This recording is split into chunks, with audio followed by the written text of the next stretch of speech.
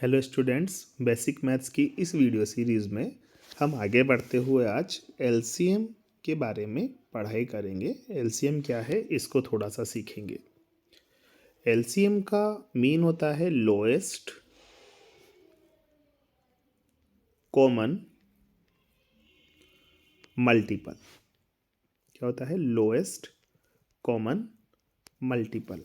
अब ये समझने के लिए आपको इसमें मल्टीपल वर्ड का मीन पता होना चाहिए। मल्टीपल यानी कि हमारी टेबल। नॉर्मल जैसे अगर आपसे कहा जाए कि 6 के मल्टीपल कौन कौन है, तो जो 6 की टेबल में आते हैं वो सब 6 के मल्टीपल हैं। 6 1 जा 6, 6 2 जा 12, 6 3 जा 18, 6 4 जा 24। फिर आप कहेंगे सर 6 की टेबल कहाँ, ओनली 10 तक? नहीं, इसके आगे भी आप चलते जाओ। 66, 72, 78, जितना आप 6 का मल्टीपल डिफरेंट डिफरेंट बना सकेंगे वो सभी 6 के मल्टीपल कहा जाएगा। ओनली 10 तक नहीं, 6 को आप डिफरेंट डिफरेंट इंटीजर से मल्टीप्लाई करते जाएं तो जो भी मिलेंगे वो सभी 6 के मल्टीपल्स होंगे। 6, 12 और 18, है ना, 60, 600 और फिर 6000, 6006, है ना। जो जो 6 से पूरी पूरी बार डिविजिबल हैं वो सभी 6 के मल्टीपल कहलाएंगे। तो एलसीएम जो फुल फॉर्म थी वो थी लोएस्ट कॉमन मल्टीपल, और उसमें मल्टीपल क्या है ये तो हमने समझ लिया। अब दो चीज़ें और बची, एक लोएस्ट और एक कॉमन। तो सबसे पहले कॉमन वर्ड के बारे में अगर अपन देखें तो कॉमन वर्ड तो तब आएगा जब दो अलग अलग चीज़ों के मल्टीपल्स लिखे जाएं और उनमें से कॉमन ढूंढे जाए। जैसे मान लो आपने 5 के भी मल्टीपल्स लिखे, वो आए 5, 10, 15, 20, 25, 30, ऐसे। और आपने 10 के भी मल्टीपल लिखे, वो आए 10, 20, 30, 40, ठीक है, इस तरीके से। तो मल्टीपल्स आपने किसके लिख दिए? 5 के भी और 10 के भी। अब अगर आपसे पूछा जाए कि ऐसे कौन से मल्टीपल हैं जो 5 में भी हैं और 10 में भी हैं, तो 5 और 10 के कॉमन मल्टीपल्स बताइए। तो कॉमन मल्टीपल एक तो 10 आ रहा है, एक 20 आ रहा है, एक 30 आ रहा है ना, ठीक है। तो कॉमन मल्टीपल ऐसे मल्टीपल्स को कहेंगे जो दो गिवन नंबर्स दोनों के अंदर आ रहा हो, उनको कहेंगे अपन कॉमन मल्टीपल्स। तो यहाँ से अब हमको कॉमन भी समझ में आया और मल्टीपल भी समझ में आया। अब एक लास्ट स्टेप रह गया, लोएस्ट। तो लोएस्ट का मतलब हो गया कि जो जो कॉमन मल्टीपल्स हैं पहले आप उन्हें लिख लें। तो कॉमन मल्टीपल्स आ गए यहाँ पे 10, 20, 30, है ना। अब इनमें जो सबसे छोटा है यानी कि लोएस्ट है वो हमारा एलसीएम कहा जाएगा। तो एलसीएम क्या हो जाएगा? Lowest common multiples. यानी कि पहले सबके जो जो दो नंबर दिए हुए हैं उनके मल्टीपल्स देखेंगे, फिर उनमें से कॉमन देखेंगे और फिर कॉमन में से जो लोएस्ट है वही हमारा आंसर होगा, ठीक है। तो इसी तरह से मान लो 6 और 8 के लिए अपन को मान लो इस वाले मेथड से कैलकुलेट करना होता है, जो कि एक्चुअली लॉन्ग मेथड है और इसका यूज़ नहीं किया जाता है, पर फिर भी मैं बता देता हूँ कि 6 का मान लो लिखना होता है इसी तरीके से। तो 6, 12, 18, 24, 30 ऐसे आता। 8 का 8, 16, 24, 32 ऐसे आता।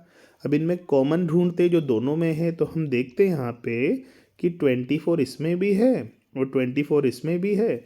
और इसी तरह से आगे चलेंगे तो ये मान लो आपकी 48, 48 6 में भी आएगा और 8 में भी आएगा। तो कॉमन मल्टीपल्स में आएगा 24, 48, 72 एट्सेट्रा।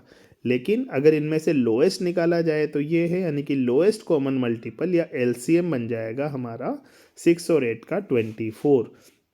तो ये तो एक मेथड हुआ, लेकिन एक दूसरा तरीका है जिससे इनका एलसीएम हम निकाल सकते हैं। जैसे आपको 6 और 8 दोनों का एलसीएम निकालना है तो आप क्या करेंगे? एक वर्टिकल लाइन बनाएंगे और दोनों नंबर जिनका एलसीएम निकालना है उन्हें कॉमा से सेपरेट करते हुए लिख देंगे। अब इसके बाद आप ये ऐसा नंबर ढूंढेंगे जो 6 और 8 दोनों को डिवाइड करता हो, 6 को भी डिवाइड करता हो और 8 को भी डिवाइड करता हो। तो आप देखेंगे कि 2 ऐसा नंबर है जो दोनों को डिवाइड करता है ना। डिवाइड कर रहा है तो 2 से अब इसको डिवाइड कर देंगे तो 2 3 जा 6 बनेगा और 2 4 जा 8 बनेगा। ठीक है, अब क्या ऐसा कोई नंबर मिल रहा है जो दोनों को डिवाइड करे? नहीं मिल रहा। एक भी नंबर ऐसा नहीं है जो 3 को भी डिवाइड करे और 4 को भी डिवाइड करे। तो हम यहीं पर रुक जाएंगे और यहीं पर हमारा आंसर बन जाएगा क्या? 2 इंटू 3 इंटू 4। तो 2 3 जा 6, 6 4 जा 24। तो एलसीएम निकालने का मेथड है, यहाँ से आप जो कॉमन नंबर है, जब तक कॉमन नंबर मिलते जा रहे हैं डिवाइड करते जाएं, अदरवाइज फिर लास्ट में जब कोई कॉमन नंबर नहीं मिले तो उन सबको मल्टीप्लाई कर दें। जैसे एक और एग्जांपल ले लें अपन, मान लो आपको करना होता 8 और 12 का, तो आप सबसे पहले क्या करेंगे? 2 से देखेंगे, 2 से ये भी डिवाइड हो रहा है 4 बार और ये भी डिवाइड हो रहा है 6 बार। फिर से 2 से दोनों डिविजिबल हैं, तो यहाँ 2 आ गया, यहाँ 3 आ गया। अब कोई ऐसा नंबर नहीं है जो 2 को भी डिवाइड करता हो और 3 को भी डिवाइड करता हो, है ना। इनको बेसिकली को प्राइम नंबर बोलते हैं अपन। तो को प्राइम नंबर आ गया, तो जब को प्राइम नंबर आ जाए तो बस वहीं पर अपना ऑपरेशन रोक देते हैं और जो जो लेफ्ट में है वर्टिकल, इस वर्टिकल बार के वो सारे नंबर और लास्ट वाले में जो नंबर्स हैं उन सबको मल्टीप्लाई करके हमारा आंसर निकाल लेते हैं। तो 2 इंटू 2 इंटू 2 इंटू 3, तो 2 2 जा 4, 2 जा 8, 3 जा 24 हमारा फाइनल आंसर हो जाना चाहिए। अब मान लो हमको एक और चीज़ का एलसीएम निकालना है, वो है 8, सपोज 18 है और साथ में 24 है। ठीक है, तो मेथड तो वही है, सबसे पहले आप 2 से डिवाइड करें तो यहाँ पे 9 बन गया और यहाँ पे 12 बन गया, है ना। फिर उसके बाद आप देखें कि दोनों डिवाइड हो रहे हैं 3 से, तो 3 3 जा 9 आ गया, 3 4 जा 12 आ गया। अब आप देखेंगे कि ऐसा कोई नंबर नहीं है जो 3 और 4 दोनों को डिवाइड करे, है ना। इनका कोई कॉमन फैक्टर है ही नहीं, है ना। तो को प्राइम नंबर है ये, तो बस आप अपना ऑपरेशन यहीं रोक देंगे और फाइनल आंसर लिखेंगे 2 इंटू 3 इंटू 3 इंटू 4। तो 2 3 जा 6, 6 3 जा 18, 18 4 जा 72। ये इनके एलसीएम का आंसर हो जाएगा। एक और एग्जाम्पल देख लेते हैं। मान लो आपसे कहा जाए कि एक तरफ ले लीजिए आप 9 और एक तरफ ले लीजिए आप कुछ 33। ठीक है, इनका एलसीएम निकालना हो तो सबसे पहले कॉमन नंबर देखेंगे 3, 3 3 जा 9, 3 11 जा 33। अब कोई कॉमन नंबर नहीं आएगा तो बस डायरेक्ट मल्टीप्लाई करके आंसर लिख देंगे 3 इंटू 3 इंटू 11, 3 3 जा 9, 9 इंटू 11 हो जाएगा 99। ओके, तो इस तरीके से नंबर्स का एलसीएम अपन निकाल सकते हैं। अब एक और एग्जांपल लास्ट देख लेते हैं, या एक एग्जांपल देखते हैं जिसमें 3 अलग अलग नंबर्स हों। जैसे 2 है, 2 की जगह 12 ले लेते हैं, एक ले लेते हैं अपन 8 और एक ले लेते हैं अपन 6। मान लो 3 अलग अलग नंबर हैं, तो क्या करें? क्या उसी तरीके से कर सकते हैं? देखते हैं। 12, 8 और 6 को अपन ने एक साथ लिख दिया। सबसे पहले 2 से डिवाइड किया, तो 2 से डिवाइड करने पर 6 आ गया। ठीक है, इसमें आ गया 4 और इसमें क्या आ गया? 3। 2 6 जा 12, 2 4 जा 8 और 2 3 जा 6। ठीक है, 12 से डिवाइड करने पर ये आ गया। अब किससे डिवाइड करें कि ये सब कुछ डिवाइड हो जाए?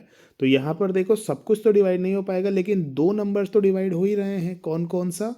3 और 6। तो अगर 2 भी कॉमन आ जाए ना, तब तक अपन ये प्रोसेस करते रहेंगे। तो 3 2 जा 6, ये क्या रह जाएगा अपन का? 4 रह जाएगा और ये क्या रह जाएगा? 1। ठीक है, अब भी 2 कॉमन है तो ये प्रोसेस करते रहेंगे। 2 1 जा 2, 2 2 जा 4। अब ये प्रोसेस को अपन यहीं पर रोक देंगे क्योंकि एक नंबर ही ऐसा रह गया, यानी कि 2 अब पॉसिबल नहीं है। अब सारे नंबर्स को प्राइम आ गए। यहाँ पर ये को प्राइम नहीं था, ये भी आपस में को प्राइम नहीं थे। तो जितने भी नंबर्स हैं ना, जब तक सारे को प्राइम नहीं हो जाते तब तक इस प्रोसेस को हम नहीं रोकेंगे। तो 2 3 जा 6, 6 2 जा 12 और 12 2 जा 24। तो फाइनल आंसर हमारा आ जाएगा यहाँ पे अब 24। एक और एग्जाम्पल देख लेते हैं। मान लो ऐसा हो, एक तरफ लिखा है 8, एक तरफ लिखा है 10, एक तरफ लिखा है 20। इनका एलसीएम आपको निकालना है तो क्या करेंगे, 2 4 ज़ा 8, 2 5 ज़ा 10, 2 10 ज़ा 20। अब आप देखेंगे कि क्या को प्राइम है, तो चलो 2 से स्टार्ट करते हैं, 2 से डिवाइड करते हैं, अभी भी जा रहा है, तो 2 2 ज़ा 4, 5 को एज इट इज़ रहने देते हैं, 2 5 ज़ा 10 करते हैं।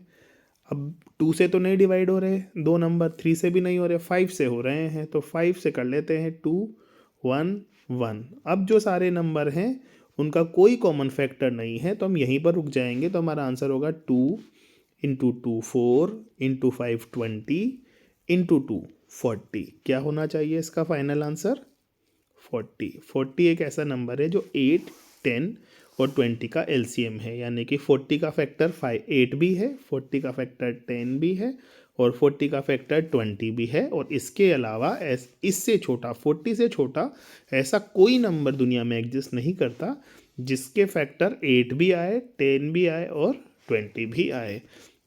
तो ये एलसीएम का तरीका हो गया। एलसीएम निकालने का छोटे छोटे नंबर्स का एक और मेथड है, वो क्या है, जैसे मान लो आपको इन्हीं 3 नंबर का एलसीएम निकालना होता, 8 10 और 20 का, 8 का 10 का और 20 का।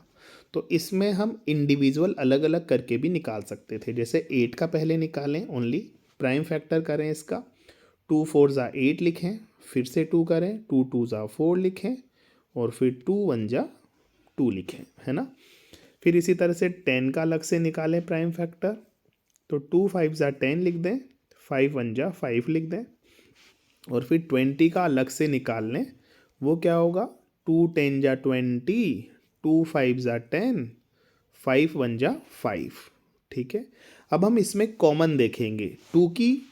इसमें कौन कौन से नंबर्स दिखाई दे रहे हैं आपको, एक तो नंबर दिखाई दे रहा है 2 और एक नंबर दिख रहा है 5। अब 2 की मैक्सिमम पावर यहाँ कितनी है, 3, यहाँ है 2 की मैक्सिमम पावर 1 और यहाँ है 2 की मैक्सिमम पावर 2, तो यहाँ आ जाएगा 2 की पावर 3। अब 5 की मैक्सिमम पावर यहाँ भी 1 है, यहाँ भी 1 है, यहाँ तो है ही नहीं, है ना, तो 5 की मैक्सिमम पावर तो 1 ही रहेगी। तो फाइनल आंसर आ जाएगा 2 की पावर 3 इंटू 5 की पावर 1, यानी 8 इंटू 5 दैट इज़ 40। तो इस तरीके से एलसीएम निकाला जा सकता है। आई होप आपको इससे एलसीएम थोड़ा सा क्लियर हुआ होगा। Thank you.